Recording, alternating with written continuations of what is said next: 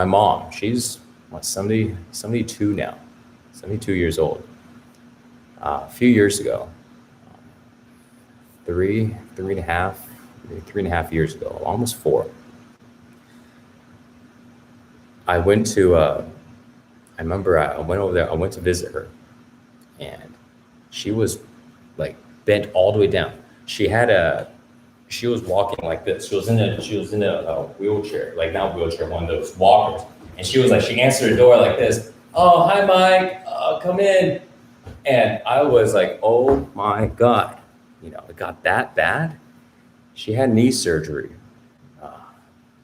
like 13 years ago or something like that, and she never rehabbed it and never got any better. And it just got worse and worse and worse because she couldn't walk. And then eventually she's compensating using the other leg. And then she ended up fracturing the hip on the other leg. It's just like this whole chain of issues, and just kept going, more issues and more issues. So now fast forward, I get a call from my sister, and she tells me, Mom's in the hospital. She fell.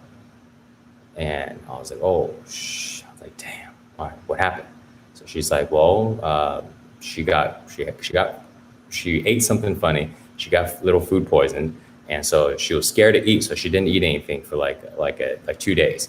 And then one day when she was about to go head out the door to go see a doctor, just to go get a regular checkup, she decides she needs to use the restroom real quick. She comes into the house, she goes into the restroom, and then she uses the restroom. She gets up too fast from the toilet, gets lightheaded, falls over into the bathtub, and can't get out of the bathtub. She's halfway out of the bathtub, halfway in the bathtub, like kind of just like hang on that edge, and she's stuck. And her body's too weak for her to get up. So she's screaming for help, but nobody's around. She just got one of those little press buttons, for seniors. So she's stuck there for like 4 hours until her husband, Bob, comes home and walks into the restroom. And she's just there, agony and pain. And he's like, oh, actually, no, she wasn't even doing anything. She was just laying there. No, there was no sounds. I remember because he told me when I had the conversation, he's like, oh my God, Mike, I thought she was dead. Like, I thought she died. And she's just hanging there. And then when he came and checked up on her, found out she was alive, and he couldn't lift her up. So now fast forward, she gets into the hospital, they take care of her and all this stuff. And so we found out she can't go back into the house by herself, just as it is. Like, they couldn't release it because this could happen again. So they sent her, she needed to go into a home, to like a nursing home. She can get rehab, she can do all this. Well, she did the rehab, but they said, no, she's not safe by herself. She can't even, she just falls over. And so she had to go to a home. And that's when she freaked out, because before she's just chilling at her house, but now she realized, I can't go back to my house. Like, I have to go to this nursing home in front of all these strangers and people are taking care of me. No. Because I've been trying to get her to exercise forever, for so long. She wouldn't do it. So then me and my sister and my girlfriend at the time and her mother, we devised a plan. We're like, all right, we're gonna help her. What do we need to do? We realize we just need her to train. We just need her to exercise, train. We need to pull her out of this environment. She sits in front of the TV like 8 hours a day, melting into the couch, So we get her to go to South Carolina, and she trains, and get her to go over there. And so there was like a lot of us, like 5, 6 of us. And I was there for 3 weeks, and for 3 whole weeks, we trained. We worked out every day. We trained our butt off. We were all like cheerleaders, like literally all of us were like cheerleaders. Oh, great, Mom, great, Cindy. Her name is Cindy. It's like, oh, good job. Like all of us, right? Took that much. When she was going there, she was using a walker, with like the tennis balls in the front, and she has these special therapeutic shoes, that they take an imprint of your feet and then you take it and you send it in. Costs like $400 or something like that. So she walks in like that. And so the moment we get over there in South Carolina, I was like, hey, Mom, you don't need this walker anymore.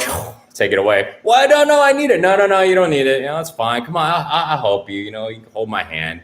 She never needed it. So we get there. I take the walker. I'm like, it's fine. You don't need it. No, come on, I got you. And I just brush it off, So get her a gym membership, and then we get her working out and get her walking laps around this track.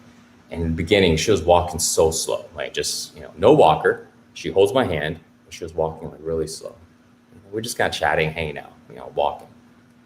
3 weeks, and we're training. We're training with cables, do whatever exercise. I look and I tell her to do this, and she doesn't. She can't do it, and I modify. So now fast forward 3 weeks later, she's in the gym. She's almost jogging, like a very fast power walk. We're doing 10 laps a day, like a big track, indoor track in this gym. I think it was like the YMCA in Conway, South Carolina. I think it's Conway. 10 laps a day we were doing. So I remember because I was jogging next to her. I was jogging slow, but I'm still able to jog. And I was like, Mom, any faster, you'll be jogging. She was going so fast. She's just like this and walking, and she was so happy. 10 laps a day. And after those 10 laps, she'd do her squats. I give her like a bench. So she does her squats, she does her rolls, she does all dumbbells, curl and press, all this stuff every single day, and then after that, she goes home, she chills, and then she walks. We got this whole routine down, right? Every day for 3 weeks. It's amazing. And she's like, at the time, she's like 68, and she's not like she's like, body is totally just broken down 68-year-old to just vibrant 1/2 inches in her waistline, her complexion change, her skin change. I mean, it's just like night and day difference, And then I'd leave. I'm like, okay, I was supposed to be there for 3 days. I had other things to go, places, other things to do. But then 3 days in, I realized I need to be here longer. Nobody knows what they're doing. All right. So then I end up running this whole little thing for 3 weeks, get her to that level. And I'm like, okay, guys, I got to go. I'll be back in like another 4 weeks, like a month, to go and pick her up and take her back home to Houston. And so I leave and I come back. And then I see her. I'm like, okay, hey, I see her walking, and I can tell right away. I was like, how's your workouts been? Oh yeah, I've been doing good. And I've been calling her also. She tells me she's doing it. So I see her when I go and pick her up. Her walking is like now half the speed. And I'm like, what happened? Oh, no, we were doing this. We were really. I'm like, uh-huh. And then I found out, she's half-assed half the stuff. She doesn't do that many laps. Oh, well, I don't do that many laps because I didn't think it's necessary. I'm like, no, it is necessary. So anyways, now fast forward, she goes back home, and 3 months later, I see her. She's back on the walker, walking slow. Hi, Mike. And I remember inside, I was just, just breathe, relax, let it go. It's your mom. Just love her the way she is. It's okay. Hey, Mom, And it's like, there's just like this sense of, I don't know the feeling, the word. There's a sense of sadness, but a sense of like almost like a sense of hopelessness.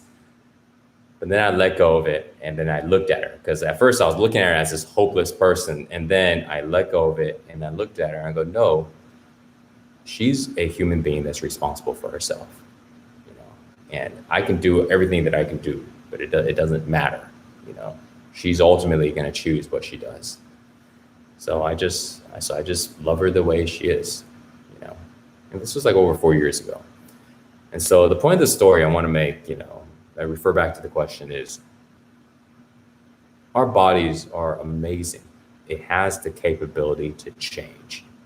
What it needs is for us to do the work, and to be consistent at it. If you go online, I'm sure most of you guys may have seen, you see people share these extraordinary miracle stories, person who broke his back or lost the functioning legs, never gonna walk again. Doctor said there's no hope, blah, blah, blah, and all this stuff. And then suddenly you see this person, trying to walk. And then later on, the person is walking and jogging. Oh my God, transformation. There's so many stories. The fact is, there is no special magical way of how to recover. We simply just do the best we can, and we just keep going and we keep going. And the only thing that we need to remember is that we do whatever it takes. do whatever it takes and just keep going and to do it every day, every single day, you know. So everybody can do it. Yeah, so it's been I don't think I ever share that story, but it's helped me, you know, really helped me with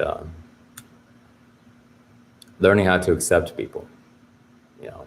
For you guys that are you know, in your 30s and 40s and 50s and so on, you know how it is. Your parents are getting older, and some of us are very lucky, and we've got parents that know how to take care of themselves, and you got some that are not the case, you know.